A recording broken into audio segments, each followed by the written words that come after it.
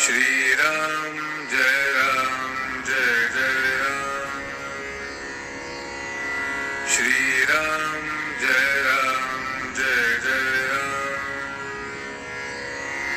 श्रीराम जय राम नमस्कार. आज दिनांक 30 डिसेंबर. श्रीराम जय राम जय जय राम. शेवटी करावी प्रार्थना एक.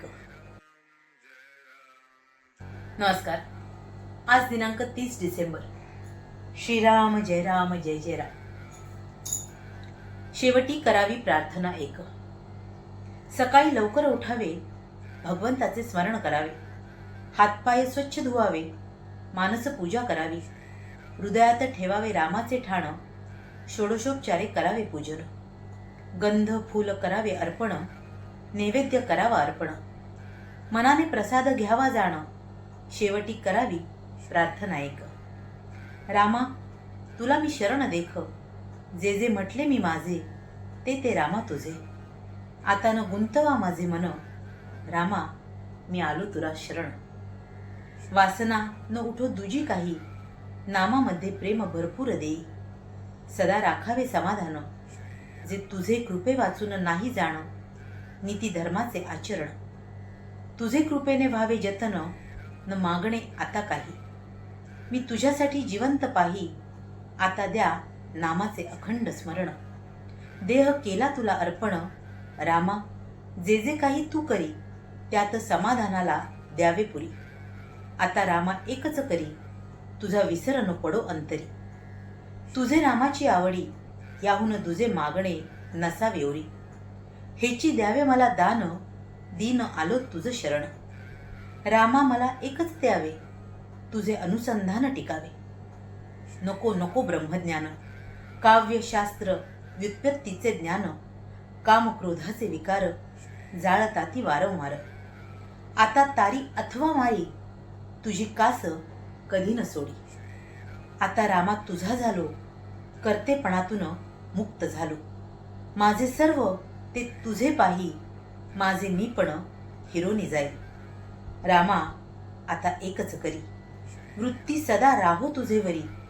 रामा मी कोठे जावे, तुझं वाचून कोठे राहावे. देहबुद्धीची नडफार, ती करावी रामा तुम्ही दूर.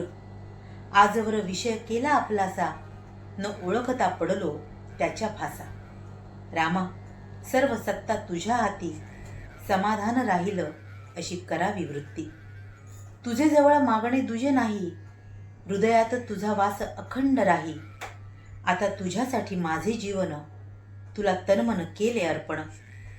तुमचे चिंतनी लागावे मन, कृपा करा रघुनंदन.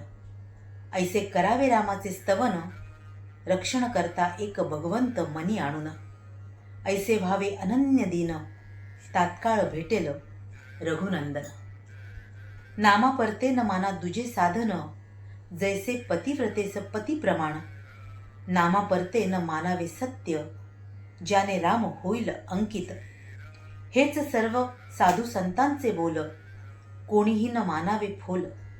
नामावर निष्ठा ठेवावी पूर्ण, मनी असो नसो करावे नामस्मरण. नामाविण दुजे काही, सत्य सत्य त्रिवाचा नाही. नामाच्या संगती ज्या व्यवहाराची प्राप्ती, तोच व्यवहार जाई भगवत सेवेप्रती. श्रीराम जय राम जय जय राम.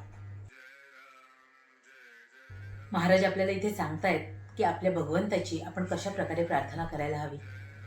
आपण नीतिधर्माचं आचरण करायला हवं, आपला व्यवहार शुद्ध करायला हवा आणि आपल्या भगवंताची आपल्याला प्राप्ती व्हावी यासाठी अनन्य भावाने त्याला शरण जायला हवं. त्याच्या शरण जाऊन त्याला हे एकच सांगावं की भगवंता माझं आता सारं काही केवळ तुझं आहे. तुला मी पूर्णपणे शरण आलोय आणि माझ्यावर फक्त तुझी सत्ता आहे. मला कुठलंही असमाधान लागू देऊ नकोस.